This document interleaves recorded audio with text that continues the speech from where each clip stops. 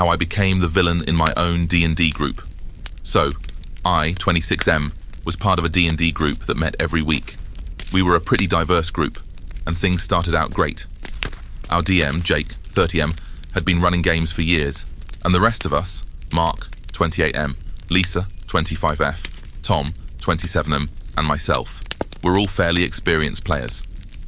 I was excited to dive into a new campaign, but things quickly started to unravel.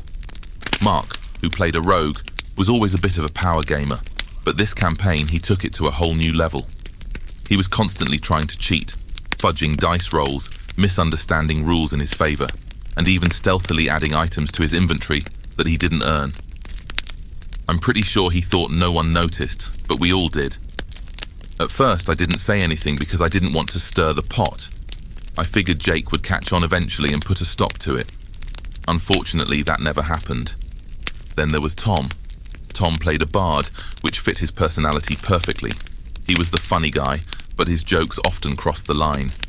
He'd make inappropriate comments in character, which was bad enough, but it got worse when he started making them out of character too.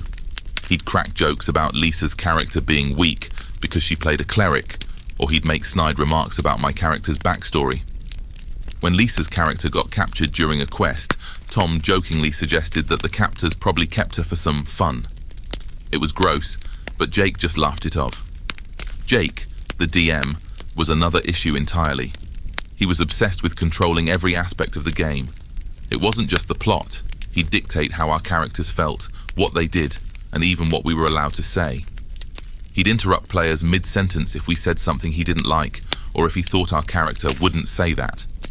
If we disagreed with any of his rulings, he'd double down and remind us that he was the DM, and what he says goes. One time, I tried to negotiate with an NPC, and Jake outright told me, "Your character wouldn't do that," and then had the NPC attack us before I could react. When I tried to discuss this with him after the session, he shrugged it off, saying he was just keeping the story on track. After weeks of this, I finally had enough. Mark was blatantly cheating during a crucial battle. Tom was making crude comments about how my character probably wouldn't survive this, and Jake was railroading us into yet another pointless side quest that conveniently aligned with Mark's character's goals. I spoke up and called Mark out on his cheating and told Tom that his jokes were out of line. Then I asked Jake if we could have a bit more freedom in how we played our characters instead of being micromanaged. The reaction was immediate. Mark denied everything and got defensive. Tom laughed it off and said I was being too sensitive, and Jake got angry, saying I was disrupting the game and challenging his authority as the DM. The others quickly jumped on the bandwagon, saying I was being overly critical and ruining the fun. Jake even accused me of not understanding how D&D works and suggested that if I didn't like how he ran the game, I should find another group. I tried to explain that I just wanted a fair game where we could all enjoy ourselves without the cheating, the rude comments, and the overbearing DMing, but it was too late. They had already made up their minds. Jake decided to end the session early, and after a brief group discussion, which I wasn't really a part of, they told me that it would be best if I didn't come back next week. I was stunned. Somehow, I had gone from trying to improve the game to being kicked out. In the end, I guess they were all fine with the way things were and didn't want to hear otherwise.